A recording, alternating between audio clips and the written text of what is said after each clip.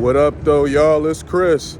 Appreciate you connecting with me while I get my 10,000 steps in early this morning. It's Friday morning. We had that Lions game last night. That's why I'm out here representing downtown Detroit, all decked out for the holidays. You see Campus Martha's behind me. And man, I love being downtown. Oh, but I didn't notice that the gear is gone. The gear that was a arch that said Detroit on it. I didn't think that was going anywhere ever. Honestly, it became such a draw for tourists, and the fact that we here in Detroit were starting to get, or have been getting, a ton of tourist action. Man, what a time to be alive. My city is really on the up. We had a long streak of being down. Really, we had a long streak. We talking about decades and decades. I mean, like, really, real talk, down. Detroit has been down the bulk of my life. You know, I'd say about 10 years ago was when we really started to see a shift in what Detroit was going to become. A ton of gentrification is happening. Some people love it, some people hate it. I'm one of the people that love it because I think that if you want money to come in and improve and make things better, who's going to provide the cash? Okay, you can't just. Somebody's got to own the stuff. That's the thing. It's like they just want money to appear out of nowhere, stuff be built, and no one owned the stuff. That's just not the way life works. Everything is owned by somebody. You know, every building in your area, be it residential or commercial, is owned by somebody. That stuff didn't just erect on its own and just is there. Just has people managing it, and there's nobody at the top that's an owner. So I don't understand that mentality. I'm very lost on that. But that's neither here nor there right now. Let's get into the topic at hand. Stephen A. Smith, who I disagree with very often, I seen him speaking about being black and conservative and how you are treated unfairly by being black and conservative. And he is not wrong about that, because if you're black and conservative, like myself, which is funny because I really wasn't even voting conservative until this election. This was my first election ever voting Republican. Since I've been old enough to vote, I have voted Democrat. And what has that gotten me? What has that gotten me? They didn't even want to try to earn our vote this time around. Kamala Harris flat out said that she wasn't doing anything for black Americans. And I'm like, that's fine. You don't have to do anything specifically for us. But why are you making it a point to like throw that out there, to like say that, to make sure that we know? Like there was no need for that. But that was an enormous turnoff. Apparently it wasn't a turnoff to enough black folks, because 77% of black men still voted for her, which is very goofy, and a unprecedented 92% of black women still voted for her, which, woo, that paints a picture of why black women currently are having trouble pairing with a man and staying with a man. Because if 92% of the women are liberal and progressive, you're going to find that the men are going to be opting out. The men are going to be choosing to go to other places, because the stuff that the left be preaching is just way out of pocket. But I won't get into that portion right now. I'll stick with being black and conservative, being treated unfairly. He talked about how the left, you were vilified by the left if you were black and conservative, and that he was never down with that. He also mentioned how there are times that he believed that he should have voted Republican and didn't. And I just thought this was funny, because I'm like, he's sounding like me. Because I said the same thing. During these last 4 years, I was like, man, I think I've been on the wrong side and I need to switch up. So hearing him say that there have been times that he regretted voting Democrat and believes that he should have voted Republican, that's a sign of the times when you got him saying that, man, because he got a ton of juiced in leftist friends or associates, contacts that are in very powerful places. So for, to me, it seemed like Stephen A. Smith has been Republican anyway, but just didn't want to say it in fear of ruffling certain feathers, falling out with these NBA players and whatnot. And now I don't know if he just don't care or if he's just kind of in the background but kind of warming them up to the fact that he feels this way and now is feeling more and more comfortable being public about it.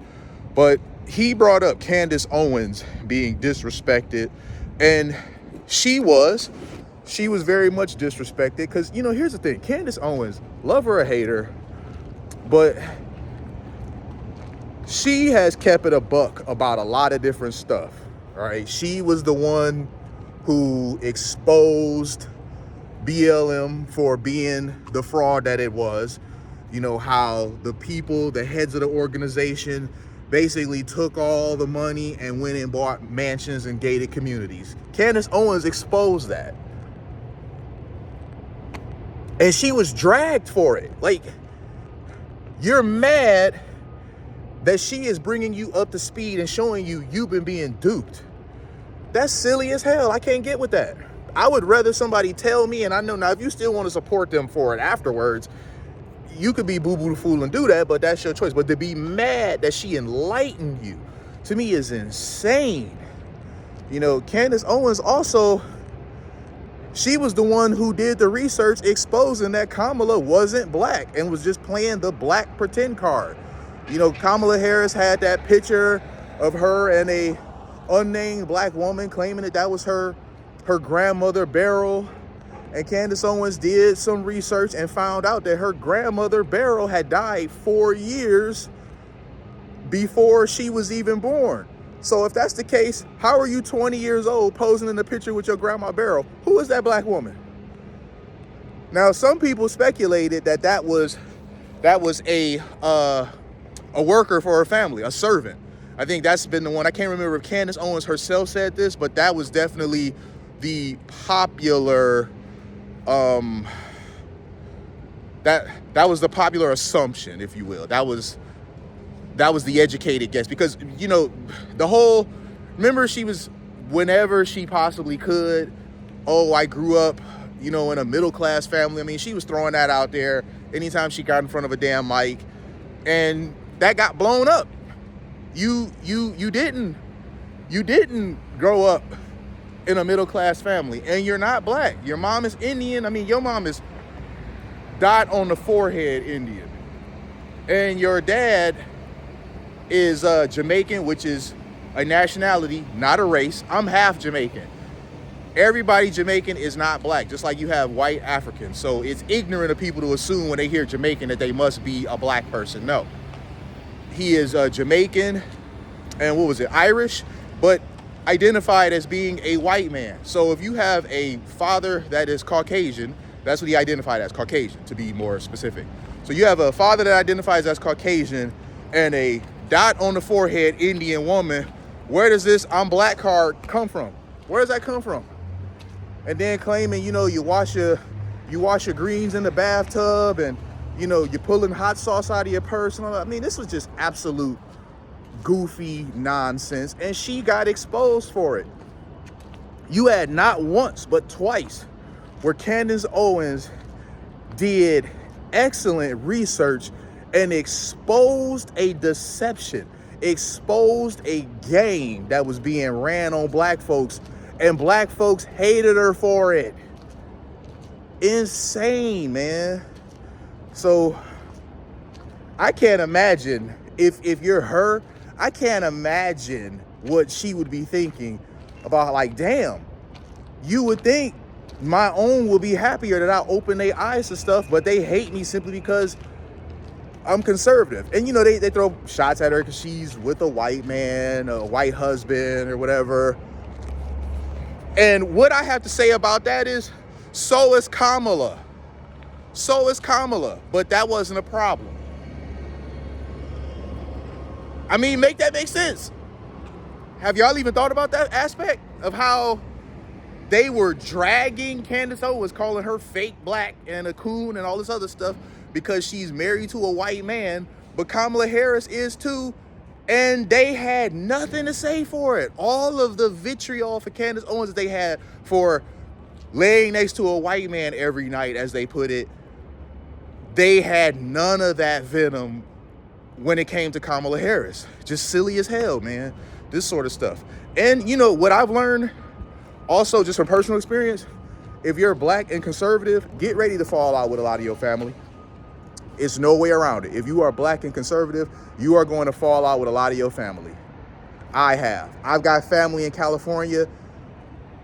We have very, let's say, spirited differences when it comes to politics. And I think I spoke about this before, like right after the election. We have very spirited disagreements when it comes to politics or whatever. They're out there, my sister, her 2 kids, they're out there in California. I'm here in Detroit.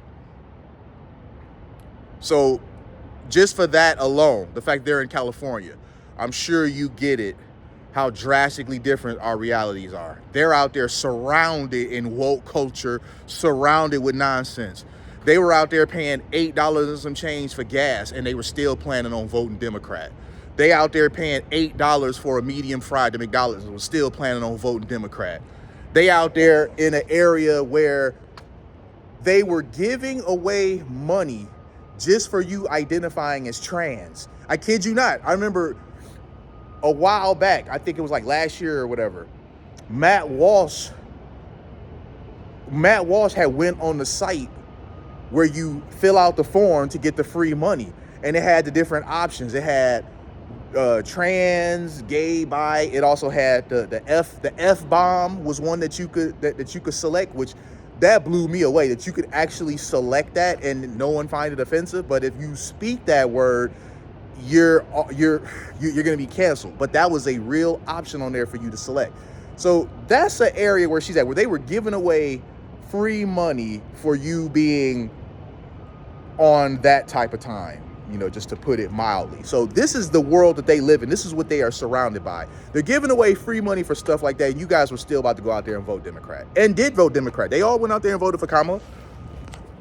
My sister and my niece went out there and contributed to the 92% of black women that voted for Kamala just because she was a strong black woman. It's tough being black and conservative. I think over time, it'll become easier, because I believe that over time, more and more black folks, especially men, I don't know about the women, man. Right now, 92%, the women really seem like a lost cause. But in terms of men, Trump had a little over twice as many black men vote for him than he did last time around. So there was a nice bump. It wasn't, in my opinion, nearly enough of a bump, but there was a bump there.